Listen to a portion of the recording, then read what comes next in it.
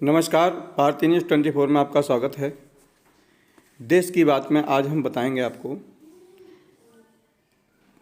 तमाम पार्टियों की कि उन्होंने देश के लिए क्या किया और कितना किया। ये देश के लिए करते हैं या अपने के लिए करते हैं। मित्रों, संविधान को छोड़ जनता जब पाखंड की ओर चल पड़ती है, निश्चित रूप से उस देश का पतन होने लगता है। देश गर्दिश में जाने लगता है। तमाम पार्टियां, तमाम संगठन एक दूसरे मंच पे आए, मंच साझा हुए। मंच साझा इसलिए भी नहीं हुए कि देश का भला करना है, समाज का भला करना है। ये सिर्फ अपनी पार्टियां अपने कुर्सी हथियाने के चक्कर में थे। अखंड भारत की बात हुई। भारत तो अखंड ही है। खंड खंड करने की जो जिम्मेदारी इन नेताओं ने ली है, ये इसको खंड खंड कर रहे हैं। अपने क्रूर मानसिकता से वोट बैंक के चक्कर में अखंड भारत को खंड खंड करने में लगे हुए हैं। ये जो भीड़ आप देख रहे हैं, बहुजन समाजवादी पार्टी, बहुजन की बात करने वालों की भीड़ है, SC ST OBC की भीड़ है। इस भीड़ को संविधान की ओर बढ़ना चाहिए था। संविधान की ओर बढ़ते, संविधान बचाते तो आज कहीं न कहीं जो समान अधिकार की बात जो लेकर के चलते हैं, समान अधिकार मिलना चाहिए। जो अत्याचार हुआ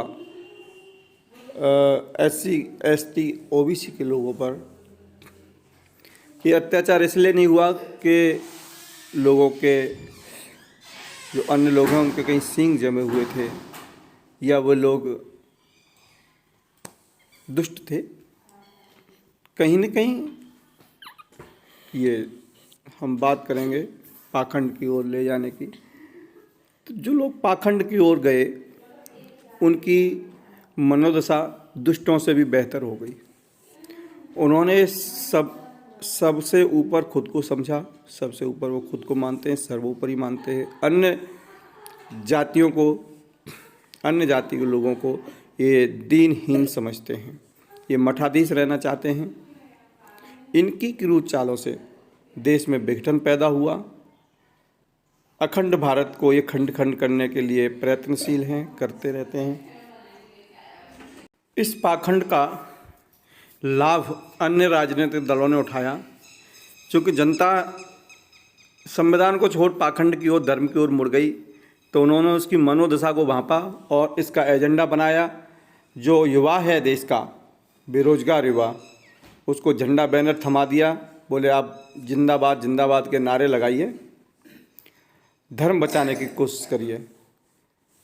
धर्म को बचाना चाहते हैं, देश को नहीं। ये लोग, ये जो टोलियां हैं, ये कुछ राजनीतिक लोगों के इशारे पर काम करती हैं। इनको देश से कोई लेना देना नहीं है। इनको लेना देना है सिर्फ कुर्सियां दिलवाने का। ये ठेकेदार हैं। ये कुर्सियां दिलवाने का काम करते हैं, लोगों में वैमनस्यता पैदा करने का काम करते हैं, लोगों को भड़काने का काम करते हैं। ऐसे तमाम दल हैं, तमाम लोग हैं जिन्होंने जनता को भड़काने की कोशिश की, भड़काया, और इस कदर भड़काया कि लोगों में भय पैदा कर दिया। इतना भय पैदा कर दिया कि लगा कि अब देश ख़त्म होने वाला है और केवल पाखंडवाद ही इसका सॉल्यूशन है। संविधान जिससे देश चल रहा है, सरकारें चल रही हैं, राजनीतिक पार्टियां चल रही हैं, उससे ये विमुख हो गया। जब युवा, जब देश का नागरिक संविधान से विमुख हो जाएगा, संविधान को त्याग देगा, तो निश्चित रूप से जो कल्पना करते अच्छे दिनों की, वो नहीं आएंगे।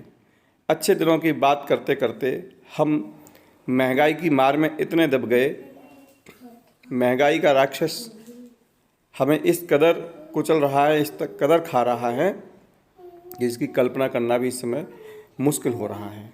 ये हुआ इसलिए कि हम पाखंड की ओर दौड़े, हम नकली देशभक्ति की ओर दौड़े। लोगों ने इस कदर भड़काया कि देशभक्ति, अगर पाखंड की ओर नहीं जाएंगे, धर्म की ओर नहीं बढ़ेंगे, तो देशभक्ति पे प्रश्न चलने लगेगा। देखिए, ये है इस कदर आदमी दबा जा रहा है महंगाई की वजह से, ये उसका परिणाम है कि हम संविधान को छोड़ करके पाखंड की ओर भगे। कुछ लोगों का समर्थन किया। जो भीड़ आज संविधान के साथ होनी चाहिए थी, वो बनावटी लोगों के साथ हो ली। उसके दुष्परिणाम ये हैं कि किसान से लेके अधिकारी कर्मचारी सबके सब परेशान। ये धर्म के ठेकेदार हैं।